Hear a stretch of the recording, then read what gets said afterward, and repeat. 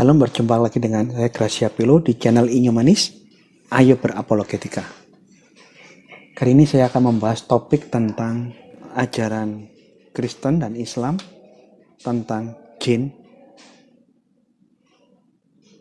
Di sini saya akan membawa buku ini.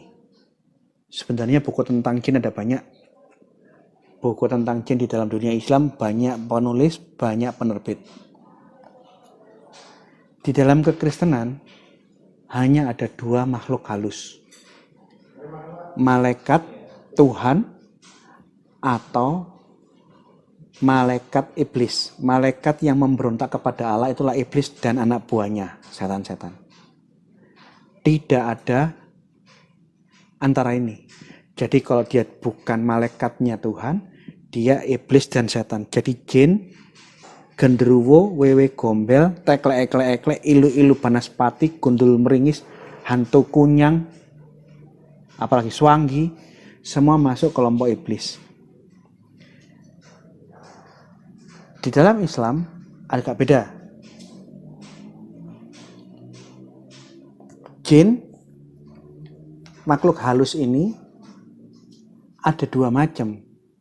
Ada jin kafir, jin yang tidak mengakui Muhammad Nabi, dan ada jin yang muslim, jin yang mengakui Muhammad adalah Nabi dan Rasulullah.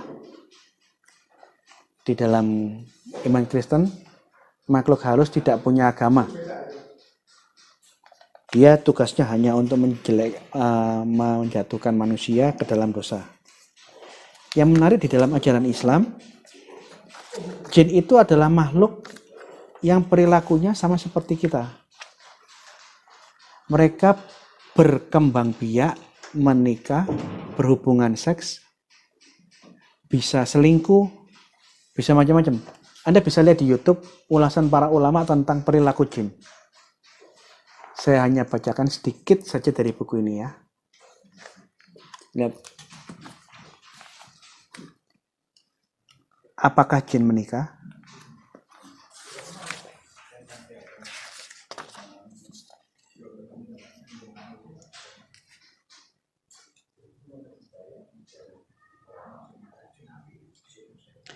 Apakah jin menikah? Seorang ulama ditanya apakah jin dan setan menikah. Dia menjawab, ini adalah resepsi pernikahan yang tidak bisa saya hadiri.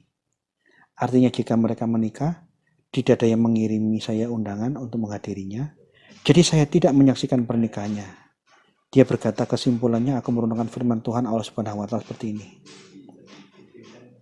Pantaskah kamu menjadikan dia dan keturunannya sebagai pemimpin selain aku, padahal mereka adalah musuhmu? Itu dari surah Al-Kahfi nomor 50. Dengan ayat tersebut, dengan demikian, saya menyadari pasti ada pernikahan antara jin karena keturunannya hanya akan datang dengan berhubungan intim, pernikahan dan perkembangbiakan. Allah Subhanahu wa Ta'ala telah menyatakan dalam Al-Quran yang suci bahwa setan memiliki keturunan dan keturunan hanya bisa didapatkan dari hasil pernikahan. Oleh karena itu jin bertambah dan berkembang biak. Mereka juga makan, minum, dan tertawa.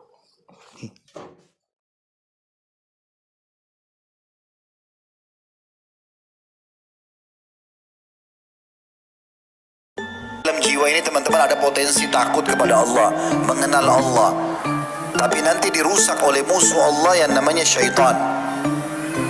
Dan ini Allah sebutkan bahwa mereka musuh kita. Siapa tuh syaitan? Saya jelaskan ini memang di poin pertama, takut kepada Allah ini agak panjang saya jelaskan karena ini poin penting yang saya ingin diberatkan. Nanti potongan 3 definisi saya akan ringkaskan. Ada golongan jin teman-teman yang Allah ciptakan. Seperti Allah bilang dalam surah Al-Dhariyat, A'udzubillahi minasyaitonir rajim, wa ma khalaqtul jinna wal insa illa liya'budun. Aku tidak ciptakan jin dan manusia kecuali untuk beribadah kepadaku. Kalau saya tidak salah ini di ayat 56-nya.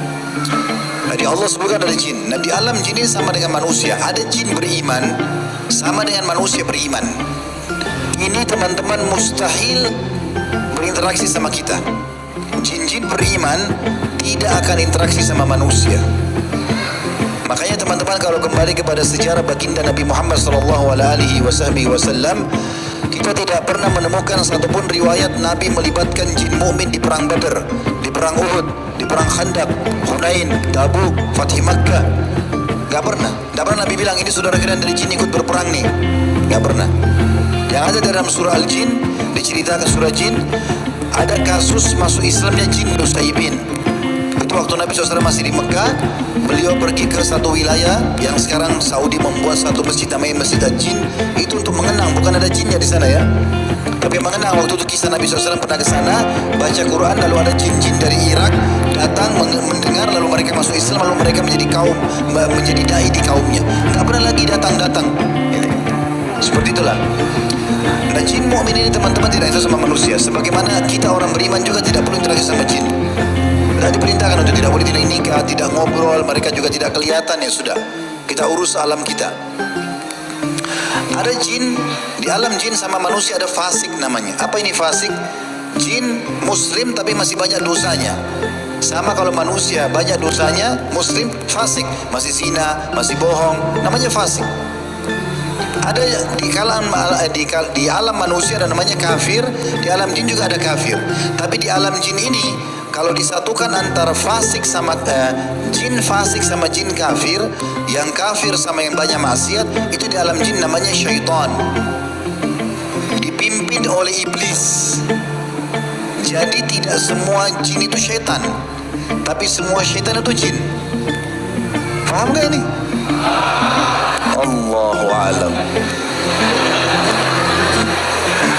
Paham ya? Baik. Jadi syaitan itu bagian dari jin. Makanya Allah bilang tentang iblis, kana minal jinni fafasaqa an amri rabbi. Dia dari golongan jin dan dia berfasik terhadap perintah Tuhannya. Jadi dia orang yang fasik. Yang itu. Nah, syaitan ini teman-teman dan iblis, Allah suruh kita menjadikan mereka sebagai musuh. Gak boleh berinteraksi sama mereka, jangan negosiasi. Sampai apa kata Nabi SAW, kalau kalian sedang makan makanan jatuh, selama bukan cairan, kerupuk, daging masih bisa dibersihkan, ambillah dan makanlah. Jangan biarkan sedikit pun buat syaitan. Sampai Nabi begitu. Nabi SAW bilang, siapa yang masuk ke rumahnya baca salam, Assalamualaikum warahmatullahi wabarakatuh, walaupun tidak ada orang di rumahnya, dia sendiri, maka syaitan di sekitar rumahnya berkata pada teman-temannya, gak ada tempat nginap buat kalian malam ini. Salam membentengi mereka, gak bisa masuk. Itu juga dengan kalau orang makan, kata Nabi SAW, jangan makan dan minum dengan tangan kiri, karena syaitan makan dan minum dengan tangan kiri. Nabi larang, tidak boleh sama sekali. Allah juga bilang, ya, aduun lakum fattakhidhu aduwa. Iblis dan keturunannya musuh kalian, jangan kalian jadikan sebagai teman.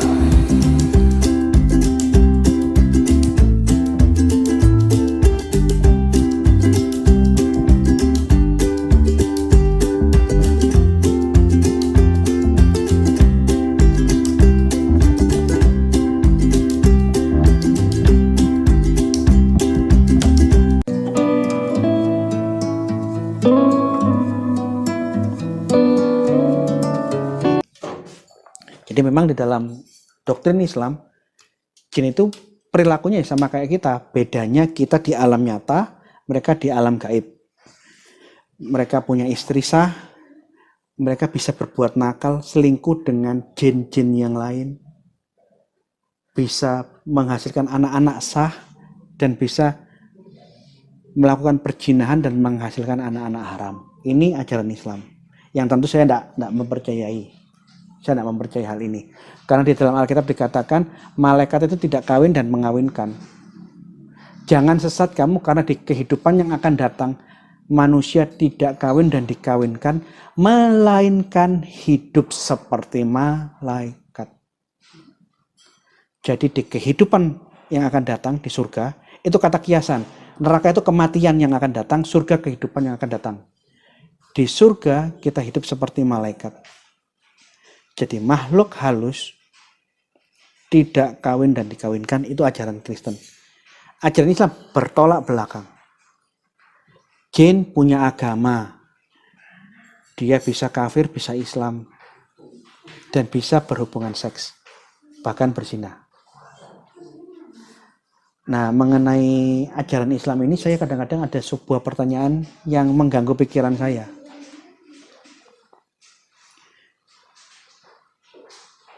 jikalau seorang jin, dia punya istri sah, ini jin muslim. Dia kawin sama jin perempuan secara sah. Di alam gaib menurut ajaran Islam. Kemudian dia berbuat nakal. Jin muslim ini yang mengakui Muhammad, dia berzina dengan sundel bolong. Dengan kelompoknya setan. Nah, di saat dia berzina, istrinya tidak tahu. Di saat dia berhubungan seks dengan sundel bolong, dengan kuntil anak, dia punya selingkuhan banyak. Suatu saat sundel bolong dan kuntil anak ini mengandung dan melahirkan anak. Hasil perzinahan dari jin muslim ini. Di saat bayi-bayi jin hasil perzinahan ini lahir, kemudian kiamat. Saya mau tanya, ini yang kadang-kadang saya mengganggu membaca ajaran-ajaran muslim. Bayi jin yang baru lahir yang belum berbuat dosa ini masuk surga atau masuk neraka? Ini yang saya mau pertanyakan. Kalau yang kayak begini di Kristen tidak ada, karena yang ada cuma pihak setan atau pihak Allah. Malaikat Allah atau malaikat iblis. Tidak ada di antaranya ini, malaikat tidak bisa kawin-mawin, tidak bisa punya anak. Jadi logika ini tidak bisa diterapkan di Kristen karena ini sudah bukan ajaran Kristen, ini di luar iman kita. Ini yang ingin saya pertanyakan kepada orang muslim. Kalau jin berzina dengan sundel bolong, ini kan dosa kan? Anaknya anak haram kan, bukan anak dari istri yang sah. Begitu anak hasil perzinahan dengan sundel bolong ini lahir, kemudian kiamat, semua makhluk datang di hadapan Allah. Bayi hasil jinah ini masuk surga atau masuk neraka? Karena di dalam pikiran saya ini akan membingungkan. Saya minta kalian orang muslim yang menjawab. Kenapa? Saya kepingin tahu. Saya kepingin tahu ajaranmu. Kalau Tuhan memasukkan ke surga, berarti di surga ada anak-anak haram dari perzinahan para iblis di surga. Kalau dimasukkan di neraka, maka Tuhan melakukan ketidakadilan. Bayi setan ini belum berbuat dosa, kok sudah dimasukkan neraka? Nah, ini yang saya ingin tanyakan ke kalian. Karena saya memang tidak mengimani ajaran seperti ini. Karena saya tidak mengimani, saya kepingin tanya kepada kalian, tolong berikan jawabannya. Bayinya jin, hasil perzinahan. Hasil perbuatan dosa. Baru lahir kiamat. Dia masuk surga atau masuk neraka?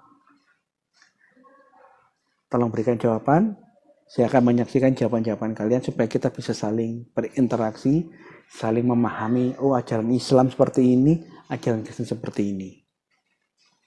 Kalau di Kristen, setan, semua setan masuk neraka dan tidak ada hubungan seks antara makhluk halus dengan makhluk halus yang lainnya, tidak pernah ada. Terima kasih, Tuhan memberkati. Ayo berapologetika, terus ikuti channel kami. Terus ikuti channel Inyo Manis. Tuhan memberkati.